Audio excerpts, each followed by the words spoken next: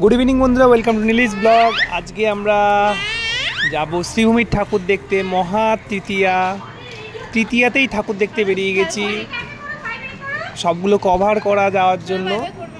না হলে কভার করা যায় না, কভার করতে হবে বলে আমরা বেরিয়ে গেছি। তোমরাও আমাদের সাথে দেখতে হবে সব ঠাকুরগুলো, তৃতীয়ার মধ্যে যা যা ঠাকুর আমরা দেখছি। আমি, মা, সোনামণি, দিদিভাই, জুই সবাই মিলে বেরিয়েছি শ্রীভূমির ঠাকুর দেখবো। আজকে শুধুই শ্রীভূমির ঠাকুরটা দেখবো। এই আমরা পৌঁছে গেছি। তো তোমরা যারা থেকে আসবে, মানে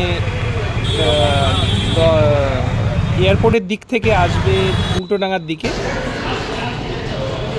তারা সাবওয়েতে নামবে, নেমে লেক টাউন সাবওয়েতে নেমে শ্রীভূমি সাবওয়েতে নেমে হেঁটে তোমাদের ওই ওপারটা পার হয়ে, আর লেক টাউন থেকে যেরকম লাইন পড়ে, এই যে লাইনটা পড়েছে, তুলনামূলক কম ভিড় ছিল।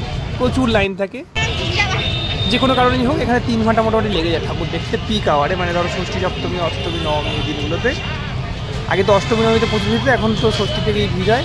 আজকেও ভিড় ছিল, কিন্তু তুলনামূলক কম ছিল।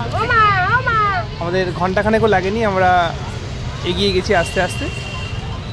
অসাধারণ একটা আলোকসজ্জা সজ্জিত করেছে, আমরা সাজুগুজু করেছে, সবাই মিলে বেরিয়ে গেছি দেখা যাও ঠাকুরটা। পুরো দেখতে অসাধারণ আলোকসজ্জা। শ্রীভূমির ঠাকুর, শ্রীভূমি স্পোর্টিং ক্লাব। জায়গাটা খুবই ছোটো শ্রীভূমির, কিন্তু ঠাকুর খুবই ভালো করে। আর শ্রীভূমির ঠাকুর মানে নর্থের দিকে যা ঠাকুর দেখো, শ্রীভূমির ঠাকুরটা একটু টাইম লাগে দেখতে, সবাই চেষ্টা করে দেখার জন্য। খুবই ভালো ঠাকুর করে, আবার নিত্যপূজাতে সকলেই করে। ভিআইপি পাসেরও ব্যবস্থা করা থাকে। যাই হোক, আমরা নর্মালি এসেছিলাম, তৃতীয়া ছিল সেই উপলক্ষে নর্মালি এসেছিলাম। একটু লাইনে দাঁড়াতে হয়েছিল, খুব একটা ভিড় ছিল না।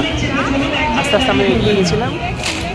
আর এই বাড়িগুলো তখন তুমি চিনতে পারবে না, মানে এত সুন্দর আলোকসজ্জা সজ্জিত করে দেয়। বেরোনোর পরে এত স্টল দেয়, এত দোকানপাট দেয়, মানে কল্পনাতে ভাবা যায় না। আমরা সবাই এসে গেছি, এই লাইনে দাঁড়িয়ে রয়েছি। তোমার সোনামণি একটুখানি জল তেষ্টা পেয়েছে বলে একটু ফুটি খাবে, ফুটি দেওয়া হয়েছে।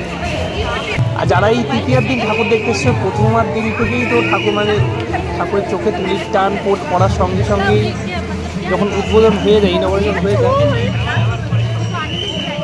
দেখতে সবাই বেরিয়ে পড়ে, কিছু বলার থাকে না। ভিড় ছিল, কিন্তু 10 ভাগের 1 ভাগ। এই যে ঠাকুরের প্যান্ডেলটা করেছে, এটা মন্দিরের প্যান্ডেল করেছে, সম্ভবত রামেশ্বরম বালাজি মন্দির। সম্ভবত তামিলনাড়ুতে তো প্রচুর ঠাকুর মন্দির রয়েছে, বলতে বিশ্বের সব থেকে বেশি ঠাকুর মন্দির ওখানে রয়েছে, ওই তামিলনাড়ু স্টেটে। যাই হোক, তোমার ঠাকুরটা দেখো, পুরো সুন্দর লাগবে।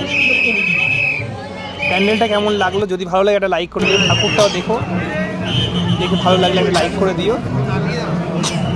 আরও যেখানে যেখানে ঠাকুর দিতে পারো, তোমরা যেখানে যেখানে ঠাকুর দেখেছো আমাদের সাথে শেয়ার করো।